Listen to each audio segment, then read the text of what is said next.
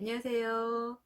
자녀와 부모의 행복한 성장을 돕는 하브루타 박미정 TV입니다.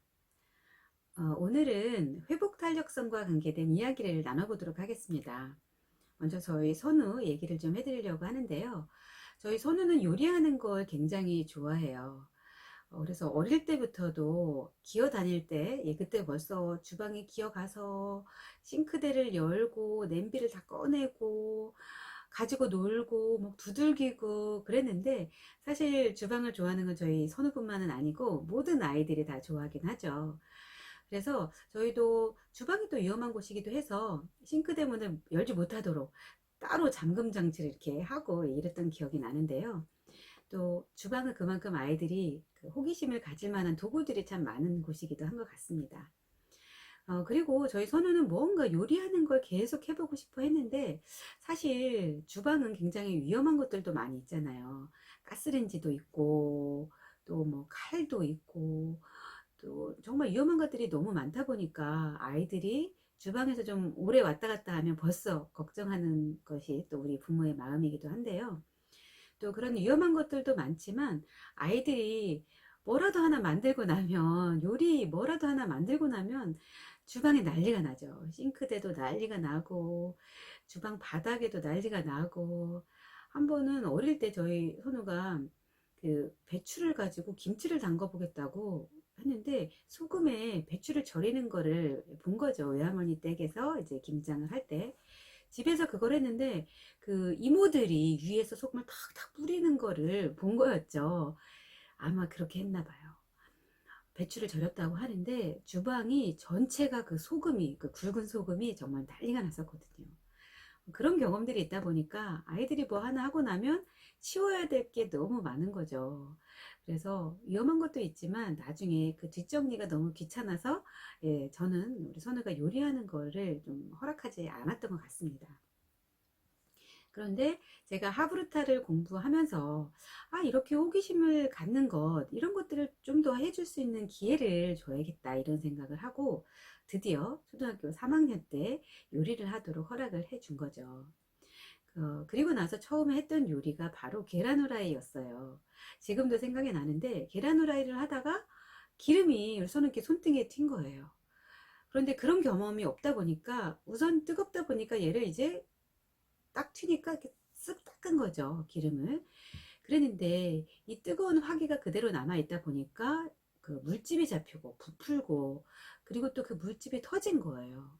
굉장히 오랫동안 그 고생했던 그런 기억이 나는데, 그런 경험을 하고 나서 그 다음 선우는 이제 요리를 좋아하다 보니까 뭐 기름 튀고 이런 일은 다반사일 거잖아요.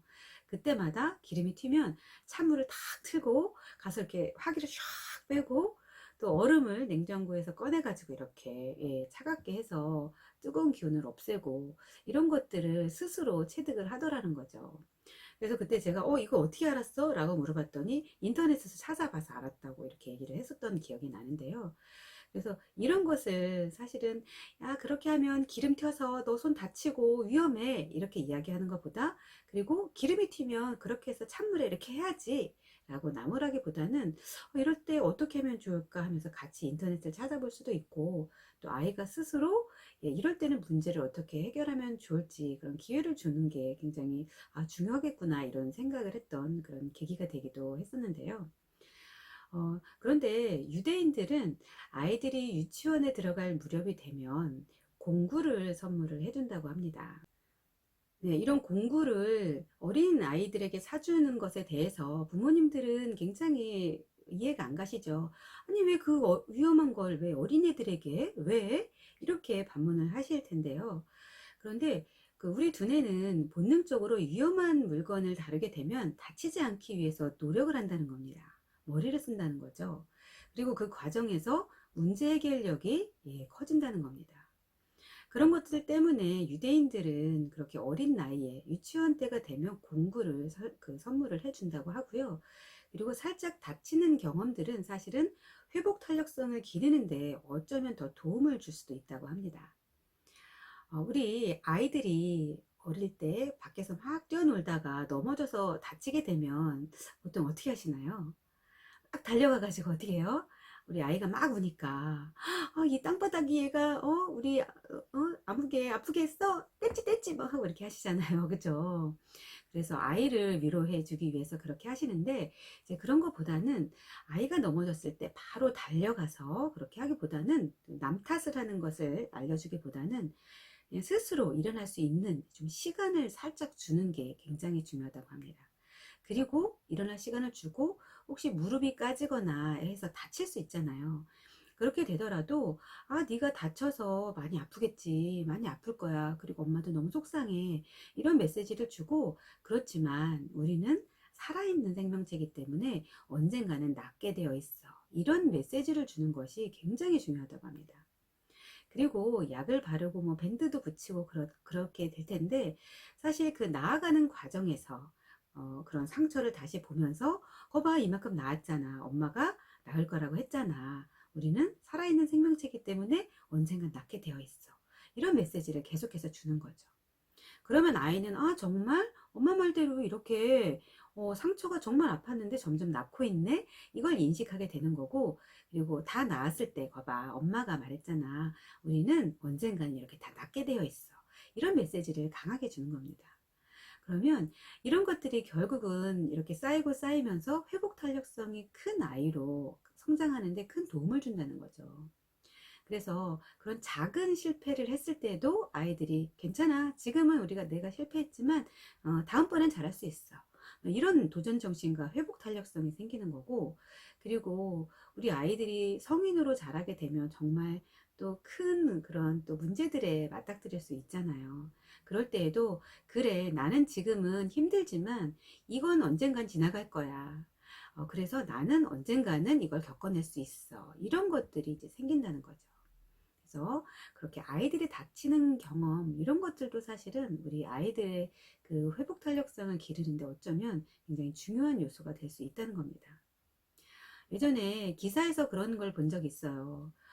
전교 1등을 매일 하던 아이가 어느 날 전교 3등을 했다고 사실은 자살을 했던 그런 안타까운 사연이 있었습니다. 이 아이는 그렇게 작은 실패들을 해봤던 경험이 별로 없었던 거예요. 거의 매일 1등만 했고 하니까 이 3등이라는 숫자, 우리가 볼 때는 전교 3등 하면 굉장히 잘하는 건데도 이 아이에게는 그것이 실패였던 거고, 그 실패를 넘어설 수 있는 그런 그 능력이 없었던 겁니다. 바로 회복 탄력성이 낮기 때문에 이러한 일이 생겼던 거죠. 그래서 우리 아이들이 아주 어렸을 때부터 이런 작은 실패, 작은 어려움을 겪을 때 여기에서 우리가 회복 탄력성을 키워줄 수 있는 그런 기회로 삼는다면 우리 아이들은 더 건강한 마인드를 가진 그런 어른으로 성장할 수 있을 거라는 거죠. 그래서 저희 손우는 요리를 좋아하다 보니까 다치는 일이 정말 많이 있거든요. 그럴 때 저는 늘 말합니다. 괜찮아. 엄마도 많이 속상하긴 하지만 괜찮아, 언젠가는 낫게 되어 있어, 라는 메시지를 주려고 굉장히 노력을 합니다. 그래서 작은 실패일 때 우리가 이렇게 아이들을 코칭할 수 있는 기회로 만들면 정말 좋겠다, 이런 생각을 해 보았고요.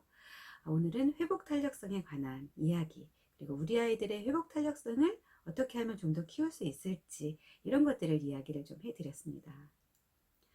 네, 오늘도 저희 하그루타 박미정TV 들어주셔서 너무 감사드리고요. 그리고 좋아요와 구독 버튼도 꼭 눌러주세요. 다음 시간에도 더 재밌고 유익한 이야기로 찾아오겠습니다. 감사합니다.